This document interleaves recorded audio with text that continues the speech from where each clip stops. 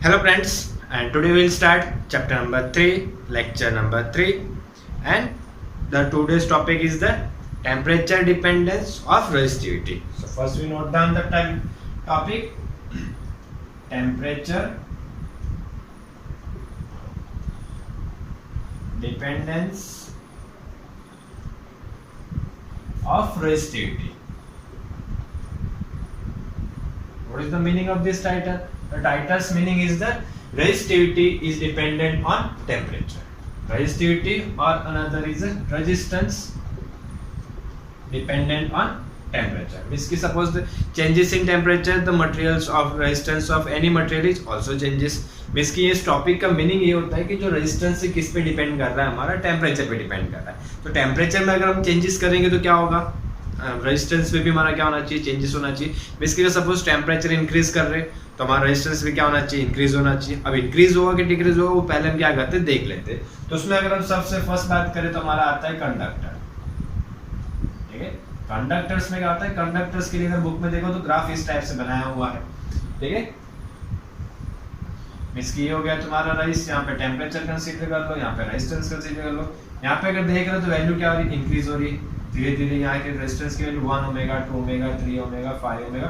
और यहाँ पे अगर हम टाइम टेम्परेचर की बात करें तो टेम्परेचर कैसे हो सकता है हमारा 0 डिग्री सेल्सियस या फिर consider 10 degree Celsius, 20 30 40 50 degree Celsius. ठीक है, देख रहे हो तो यहाँ पे अगर इस पॉइंट की बात करें, यहाँ पे रेजिस्टेंस 2 है, टेम्परेचर कितना है 10, फिर यहाँ पे रेजिस्टेंस की वैल्यू 3 है, टेम्परेचर कितना है 20. ठीक है, टेम्परेचर की वैल्यू भी इंक्रीज हो रही है और रेजिस्टेंस भी क्या हो रहा है, इंक्रीज हो रहा है. किसके अंदर, कंडक्टर के अंदर. बट ये रियल में होता है क्यों है, उसके लिए हम चीज थोड़ा सा देख लेते हैं. रेजिस्टेंस का मतलब क्या होता है, उसके लिए कंडक्टर क्या होता है वो चीज पहले देखते हैं. जैसे कोई भी इलेक्ट्रॉन क्या कर रहा होगा, करंट पास होने के लिए इलेक्ट्रॉन ऐसे मोशन करते करते क्या जा रहा होगा, सेकंड हैंड पे जा रहा होगा. और रेजिस्टेंस के लिए हमने क्या बोला था, ओरिजिनल रेजिस्टिविटी में हमने देखा था क्या होता है कि यहाँ पे जो दूसरे पार्टिकल्स होते हैं, दूसरे पार्टिकल्स के साथ इलेक्ट्रॉन्स क्या करता है, कोलाइड करता है, जिसकी वजह से वहाँ पे क्या प्रोड्यूस होता है, रेजिस्टेंस प्रोड्यूस होता है. और रेजिस्टेंस क्या करता है, करंट को अपोज करता है. इसकी इलेक्ट्रॉन का जो फ्लो हो रहा है उसको क्या कर रहा होता है, यहाँ पे अपोज कर रहा होता है. ठीक है, ये चीज हमने स्टडी की है. अब देखो यहाँ पर टेम्परेचर अगर हम इंक्रीज करें, टेम्परेचर की वैल्यू हम अगर क्या करें, इंक्रीज कर रहे हैं, टेम्परेचर की वैल्यू अगर इंक्रीज करेंगे तो यहाँ पे जो पार्टिकल्स है, ये पार्टिकल्स क्या करने लगते हैं, ऑसिलेशन करने लगते हैं. इसके पहले पार्टिकल्स क्या थे, अपनी पोजीशन में फिक्स थे. तुमने जैसे ही टेम्परेचर इंक्रीज किया, टेम्परेचर इंक्रीज कर रहे हो, यहाँ पे क्या कर रहे हो, तुम हीट ले रहे हो, हीट एनर्जी सप्लाई कर रहे हो. और हीट एनर्जी की वजह से वहां पे जो पार्टिकल्स होंगे उनको क्या मिल रही है, एनर्जी मिल रही है. और जिसको भी अगर एनर्जी मिल जाए तो वो क्या करेंगे, अपनी पोजीशन में फिक्स रहेगा नहीं, क्या करेंगे, वो भी क्या करने लग जाएंगे, मोशन करना स्टार्ट करेंगे. तो यहाँ पे जो पार्टिकल्स थे पहले फिक्स थे, ये पार्टिकल्स क्या करने लगेंगे, मोशन करने लगेंगे और ऑसिलेट करने लगेंगे इसके ऊपर ऐसे ऐसे.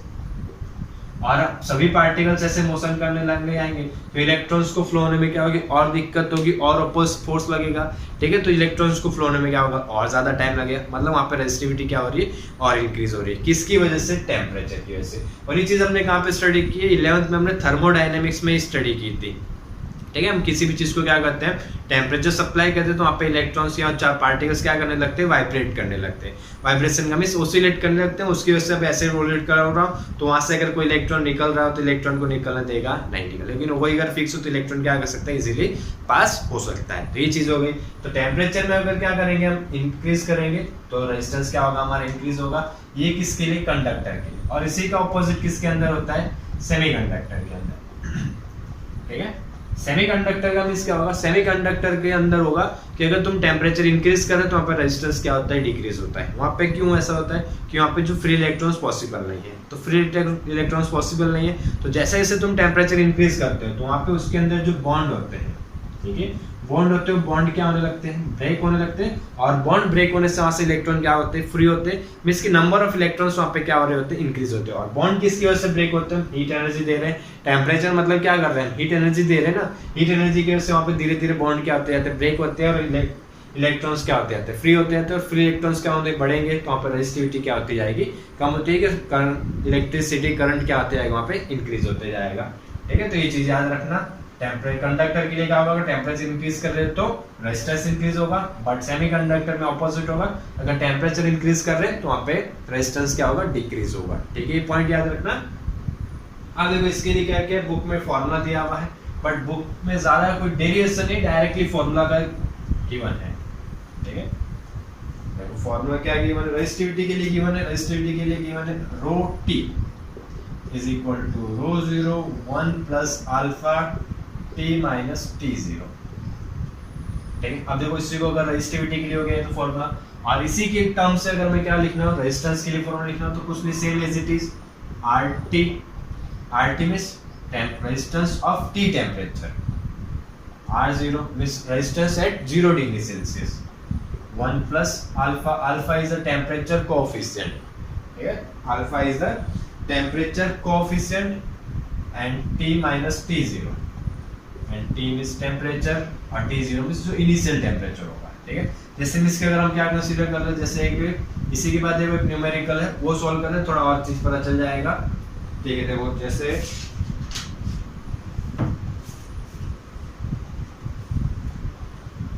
एग्जाम्पल 3.3 देखो स्क्रीन पे क्वेश्चन दिख रहा होगा, क्या बोला है, an electric toaster uses nichrome for its heating element when a negligible small current passes through it its resistance at a room temperature. देखो टेम्परेचर की वैल्यू गिवन है, ठीक है, 27 डिग्री सेल्सियस, तो वहाँ पे हमारा रेजिस्टेंस कितना है 75.3, ठीक है। और when the toaster is connected to 230 volt the current settles after few second steady value of 2.68 ampere.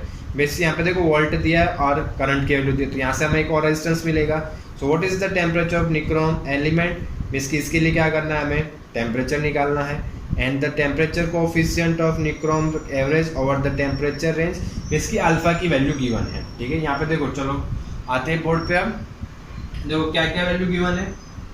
First एक टेम्परेचर गिवन है तो उसको हम कंसीडर कर लेते हैं, फर्स्ट जो टेम्परेचर उसको 0 कंसीडर कर लो, ठीक है, T0 इक्वल टू क्या हो जाएगा हमारा 27 डिग्री सेल्सियस, ठीक है। और रेजिस्टेंस की वैल्यू क्या है, तो T0 के लिए जो रेजिस्टेंस होगा R0, और एग्जांपल नंबर है 3.3, ठीक है। देखो T0 हो गया, T0 पे जो रेजिस्टेंस होगा R0 is equal to 75.3 omega.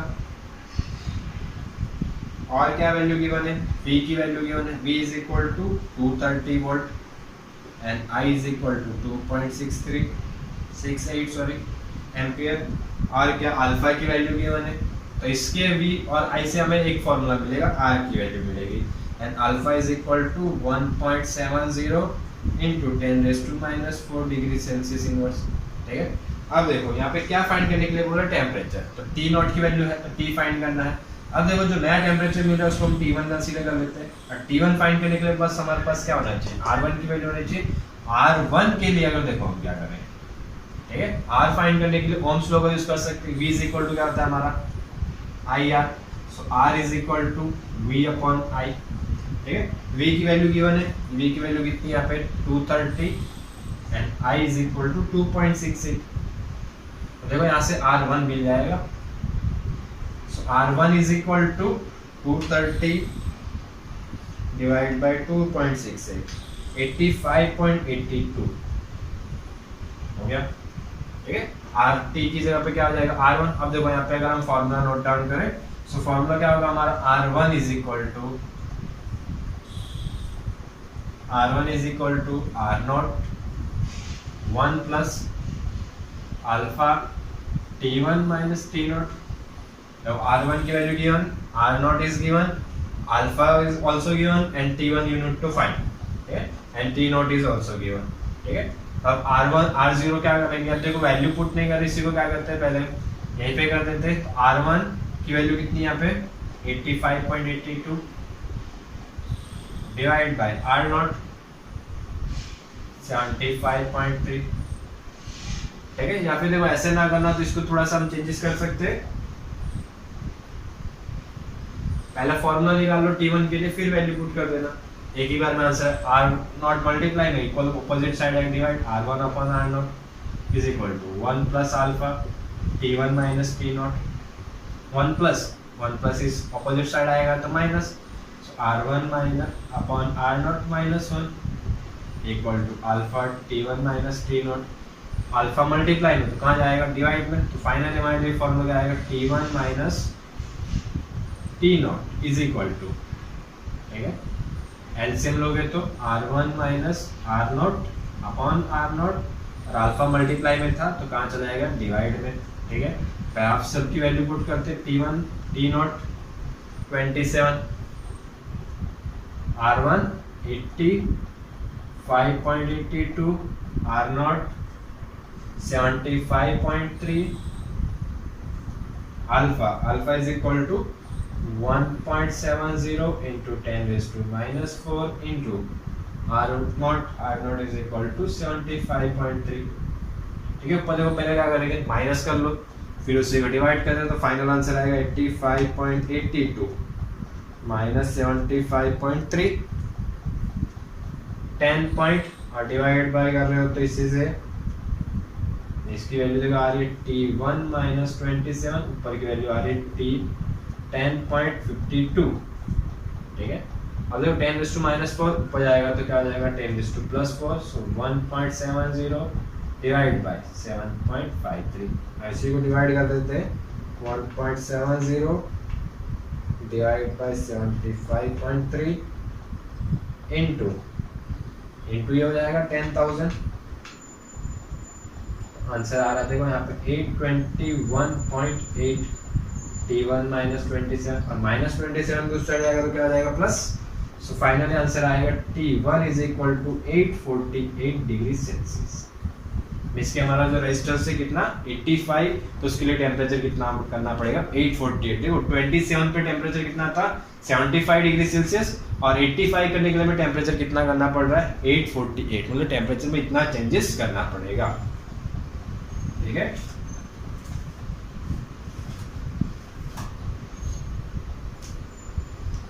चलो नोट डाउन कर लो।